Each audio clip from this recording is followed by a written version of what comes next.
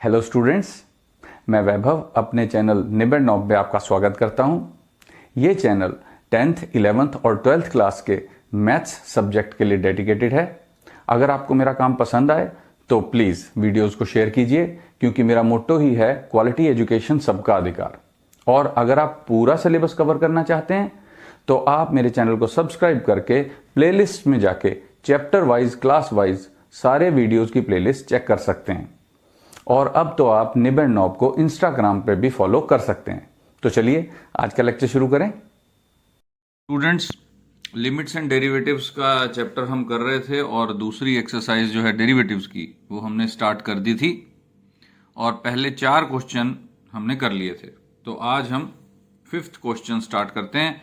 5th question क्या है? For the function f(x) equal to x power 100 upon 100 plus x power 99 upon 99 plus and so on up to x square by 2 plus x plus 1 prove that f dash of 1 is equal to 100 times f dash of 0। तो solution कैसे इसका find करेंगे? पहले तो हम ये function लिख लेंगे x power 100 upon 100 plus x power 99 upon 99 plus x power 98 upon 98, sequence में है ये सारा का सारा function, and so on x square by 2 plus x plus 1।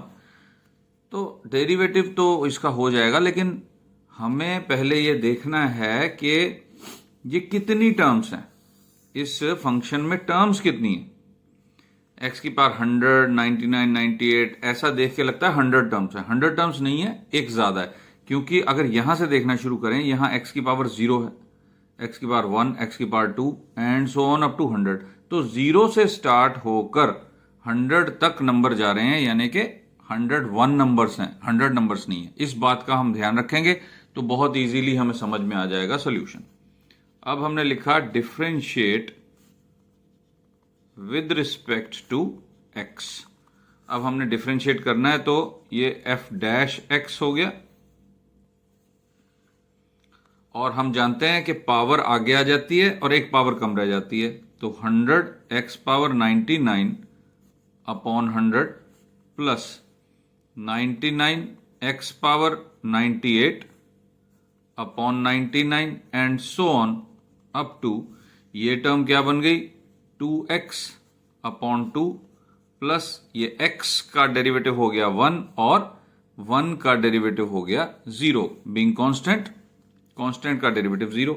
अब देखिए ये 100 से 100 कैंसिल, 99 से 99 कैंसिल, ऐसे ही अगली टर्म में ये 98 कैंसिल हो रहा है और 2 भी कैंसिल हो रहा है। तो ये जो हमारा फंक्शन है ये कैसा दिखने लगा? अब डेरिवेटिव करके x power 99 plus x power 98 plus and so on up to x plus 1, क्योंकि डिनोमिनेटर में जो नंबर थे सब कैंसिल हो गए। अब जब डेरिवेटिव आ गया तो अब हम इसमें एक बार 1 पुट करेंगे, एक बार 0 पुट करेंगे। तो पहले 0 पुट कर देते हैं। Now f dash 0 is equal to, यानी x की जगह 0 पुट कर दिया, 0 plus 0 plus and so on 0 plus 1, जो कि आ गया 1। अब हम पुट करते हैं 1 ऑल्सो f डैश ऑफ 1, तो 1 power 99 plus 1 power 98 plus and so on up to 1 plus 1। अब 1 पावर 99 है, 1 पावर 98, ये सारे 1 ही हैं, लेकिन ये कितने 1 हैं अगर हमें ये पता लग जाए तो हम बहुत आसानी से इसका सम कर लेंगे। तो स्टूडेंट्स देखो, ये अगर ध्यान से तुम देख रहे हो, यहां पे थे 101 टर्म्स, डेरिवेटिव करने के बाद ये 1 का डेरिवेटिव हो गया गायब, तो एक टर्म कम रह गई। तो 101 टर्म्स की बजाय कितनी रह गई? 100 टर्म्स रह गई। तो ये 100 टाइम्स आ गया 1। 0 से स्टार्ट हो गया, 0, 1, 2, 3, 4 करते करते 99 तक। तो ये आंसर आ गया 100। एक बार फिर बता रहा हूं, देखो ध्यान से सुनना। डेरिवेटिव करने के बाद इस फंक्शन के साथ हुआ क्या है, ये वाली जो टर्म थी एक टर्म, उसका डेरिवेटिव हो गया गायब, जीरो हो गया। कांस्टेंट था ना, तो एक टर्म कम रह गई, इसमें एक टर्म कम है, तो यहां पर x की पावर 0, x की पावर 1, x की पावर 2, x की पावर 3 करते करते x की पावर 99, तो 0 से 99 तक, तो 0 से 99 तक हमने x को 1 पुट किया है, तो 0 से 99 तक 100 टर्म्स बनती हैं। तो ये 100 टर्म्स है, यानी कि 1 आ गया 100 टाइम्स। तो बहुत आसान हो गया प्रूव करना अब हमारे लिए। देखो f डैश ऑफ 1 जो है वो 100 के बराबर है, यानी हम इसको 100 इंटू 1 लिख सकते हैं। तो 1 कितना है, f डैश ऑफ 0, तो हम इस 1 की वैल्यू पुट कर देते हैं। f dash of 1 is equal to 100 f dash of 0 and hence proved. ये क्वेश्चन हमारा हो गया प्रूव। तो ये क्वेश्चन नंबर 5 था। क्वेश्चन नंबर 6 मैं नहीं कराऊंगा, इसी टाइप का क्वेश्चन है, अपने आप ट्राई करो। अब हम चलते हैं क्वेश्चन नंबर 7 पर। तो स्टूडेंट्स ये है क्वेश्चन नंबर 7। इसके 3 पार्ट्स हैं। पहला पार्ट ले रहा हूं मैं, हमने डेरिवेटिव फाइंड करना है, और ये क्वेश्चन में बताया हुआ है कि ए और बी क्या हैं, हमारे ये कॉन्स्टेंट्स हैं। तो डेरिवेटिव करने के लिए हम 2 तरीके से चल सकते हैं। सॉरी, एफ डैश नहीं आएगा, एफ एक्स आएगा। या तो हम सीधा डेरिवेटिव करें और प्रोडक्ट रूल लगा दें। प्रोडक्ट रूल भी लगाया जा सकता है, कोई प्रॉब्लम नहीं है, लेकिन मैं इसको प्रोडक्ट रूल की बजाय पहले ब्रैकेट खोल के हम कर लेते हैं, जो मेरे को ज़्यादा अच्छा लगता है तरीका। तो ब्रैकेट खोल लेते हैं, x into x x square, x into minus b x, minus a into x minus a x, minus a into minus b plus a b. तो इसको हमने सिंप्लीफाई कर लिया, एक्स स्क्वायर। अब इन दोनों टर्म्स में से माइनस आ गया कॉमन, एक्स भी आ गया कॉमन, तो a plus b x plus a b. ये हमारी एक फंक्शन आ गया, पॉलिनोमियल फंक्शन आ गया। तो अब हम करते हैं differentiate with respect to x. तो एफ डैश एक्स कितना आ जाएगा, देखो एक्स स्क्वायर का डेरिवेटिव, ये पावर आगे आएगी और एक पावर कम 2x। यहां पर x का डेरिवेटिव 1 हो जाएगा, और जो साथ में मल्टीप्लाई नंबर है वो एज इट इज रहेगा, तो माइनस ए प्लस बी, और ए बी क्योंकि कांस्टेंट है तो कांस्टेंट का डेरिवेटिव 0 होता है, तो प्लस 0 लिखने की जरूरत नहीं, और ये क्वेश्चन हो गया खत्म। तो ये है क्वेश्चन नंबर 7 का फर्स्ट पार्ट। तो हमारा पेज ये मैं पलटता हूं, देखो पेज खत्म हो रहा है। इसके बाद हम सेकेंड पार्ट पे चलते हैं। तो ये है स्टूडेंट्स हमारा क्वेश्चन नंबर 7 का second part, f x equal to a x square plus b whole square. तो हम इसको डायरेक्टली डिफरेंशिएशन में डाल देते हैं। वैसे इसको भी ब्रैकेट ओपन करके सॉल्व करने की कोशिश हम कर सकते थे, ऐसी कोई दिक्कत नहीं थी। तो लेकिन हम चेन रूल का इस्तेमाल करना सीखेंगे अब इसके थ्रू।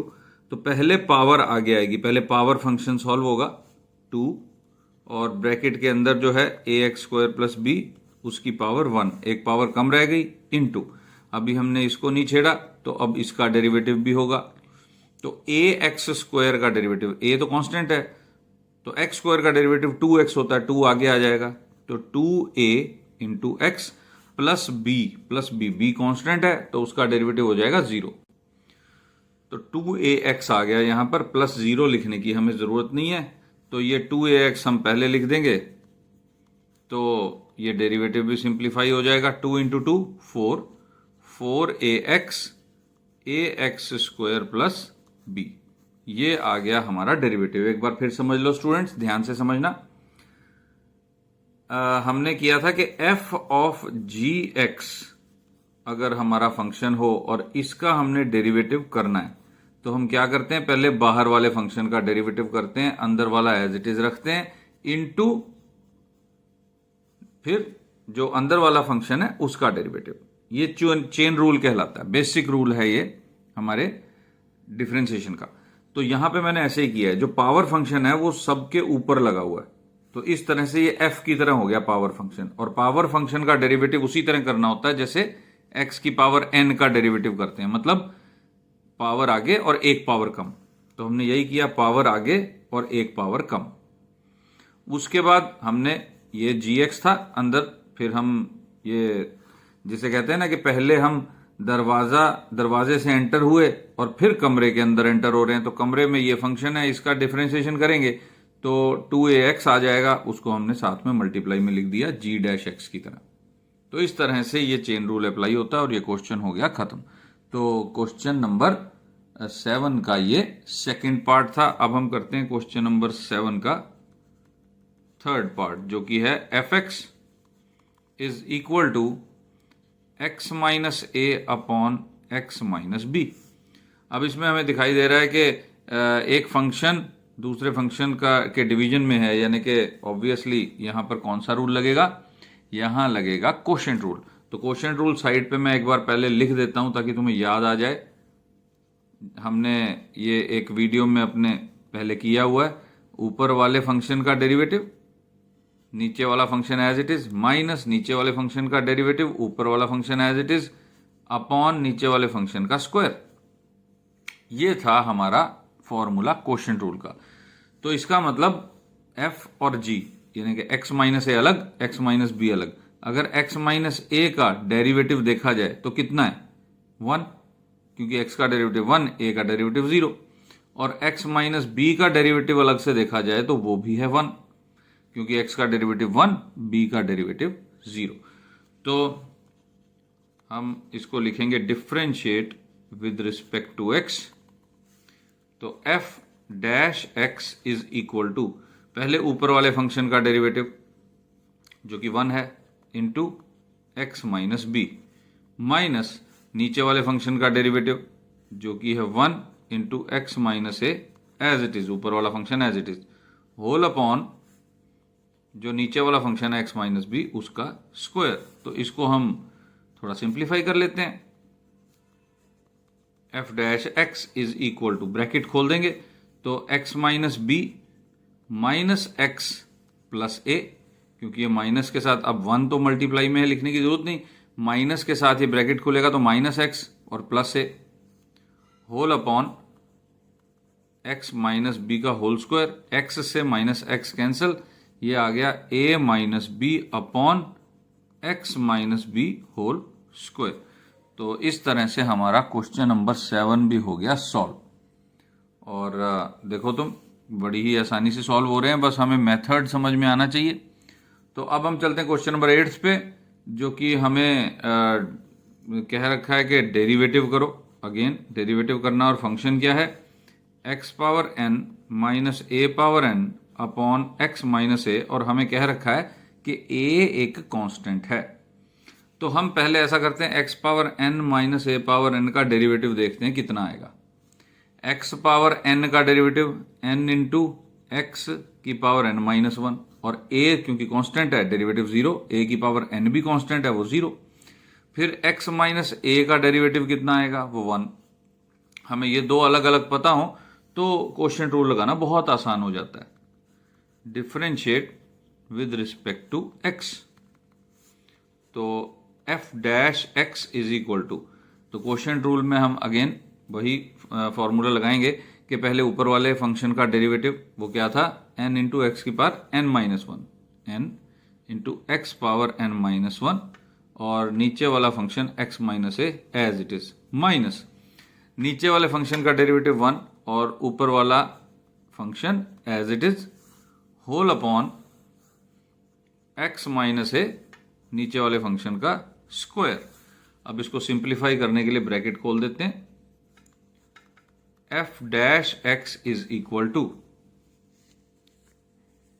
देखो यहां पर n तो आएगा, x की पावर n माइनस 1 और x की पावर 1 मल्टीप्लाई होगा तो x की पावर n बन गया ये। फिर ये x की n इंटू एक्स की पावर n माइनस 1 a से मल्टीप्लाई हुआ तो माइनस ए एन एक्स की पावर n माइनस 1। फिर यहां पे माइनस एक्स की पावर n प्लस ए की power n whole upon x minus a whole power 2। तो यहां पर x की पावर n, यहां पे x की पावर n, इसको इकट्ठा करो और आंसर आ जाएगा f dash x is equal to, अब इस टर्म में से और इस टर्म में से एक्स की पावर एन कॉमन लेंगे तो n माइनस वन आ जाएगा, n माइनस वन एक्स की पावर n, फिर ये अगली टर्म है माइनस ए एन एक्स की power n minus one plus a power n whole upon x minus a square. तो इस तरह से हमारा क्वेश्चन नंबर 8 भी हो गया सॉल्व। तो अब हम आते हैं क्वेश्चन नंबर 9 पर, जिसके 6 पार्ट्स हैं। अब ये पेज मेरा ये भी खत्म हो रहा है, तो मैं पेज पलटता हूं और फिर हम क्वेश्चन नंबर 9 पे चलते हैं। तो स्टूडेंट्स, ये है क्वेश्चन नंबर 9 का फर्स्ट पार्ट। हमने डेरिवेटिव ही करना है, फाइंड आउट ऑल 6 पार्ट्स में। तो f x equal to 2x minus 3/4। तो बहुत ही आसान क्वेश्चन है students. Differentiate with respect to x,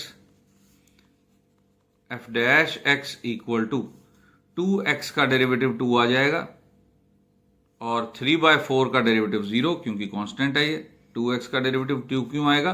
देखो 2 इंटू एक्स है, 2 तो मल्टीप्लाई में रहेगा, x की पावर है 1, तो ये आएगा 2 इंटू 1 इंटू एक्स की पावर 0।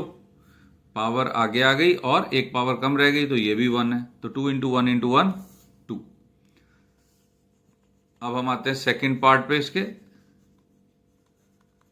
क्वेश्चन नंबर 9 का second part, f x is equal to 5x। मुझे लगता है मेरा ये पेन जो है वो इंक उसकी खत्म हो गई, हम दूसरा पेन उठा लेते हैं। 5x cube plus 3x minus 1। ओह, ये पेन भी खत्म ही है। मैं पेन चेंज करता हूं।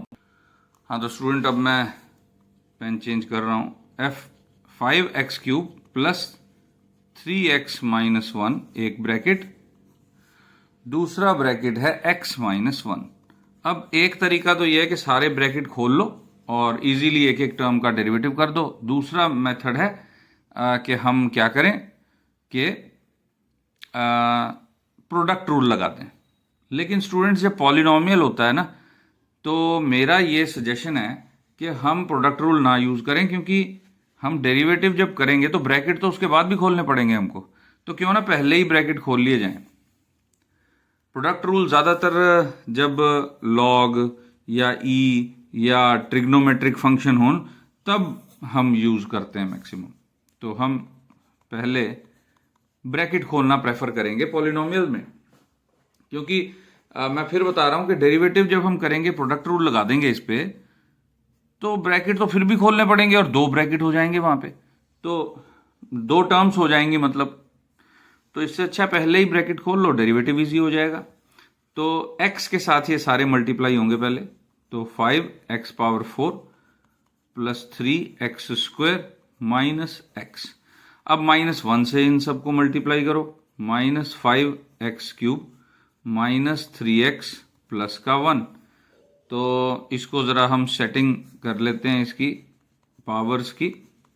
सबसे बड़ी पावर है x पावर 4, तो 5x पावर 4, 4 के बाद है पावर 3, तो माइनस 5x पावर 3, फिर पावर 2 प्लस 3x पावर 2 और माइनस x और माइनस 3x यानी माइनस 4x। ये सारी x की पावर्स आ गई और प्लस का 1। तो अब इसका देखो डेरिवेटिव करना कितना इजी हो जाएगा। अलग अलग टर्म का अलग अलग डेरिवेटिव करते चलो बस। Differentiate with respect to x, f dash x equal to, ये पावर आगे आएगी और एक पावर कम, यानी 20x पावर 3। फिर ये पावर आगे आएगी और एक पावर कम, माइनस 15x पावर 2। इसी तरह प्लस 6x माइनस 4 और प्लस का 0 लिखने की हमें जरूरत नहीं। तो ये हमने सॉल्व कर दिया क्वेश्चन नंबर 9 का सेकंड पार्ट। अब हम करते हैं क्वेश्चन नंबर 9 का third part. F x equal to, ये है x की पावर -3 इंटू 5 प्लस 3x। अब इसको, इस क्वेश्चन के लिए भी 2 अप्रोचेज हैं। या तो हम इसको x की पावर 3 इसके अपॉन में करके लिख लें और क्वोशिएंट रूल लगा दें। अगर ये नहीं करना तो ब्रैकेट खोलो और अलग अलग टर्म्स को डिफरेंशिएट कर दो। तो हम ब्रैकेट खोलना प्रेफर करेंगे। हम क्यों कोशेंट रूल लगाएं जब हम कोशेंट रूल से बच सकते हैं।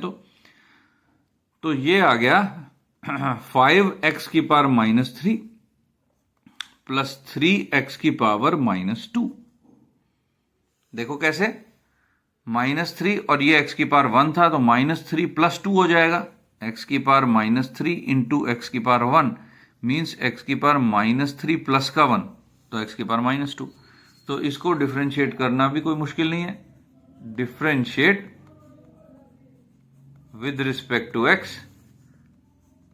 f' इक्वल टू, ये पावर आगे मल्टीप्लाई में आएगी -15 और इसमें से एक और माइनस हो जाएगा यानी कि -3 -1 यानी -4 तो x की पावर -4।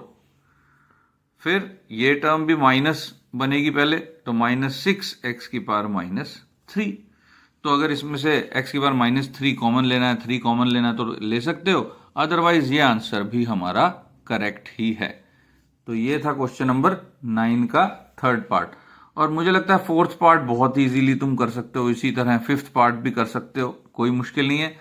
मैं करवाता हूं तुमको क्वेश्चन नंबर 9 का सिक्स्थ पार्ट।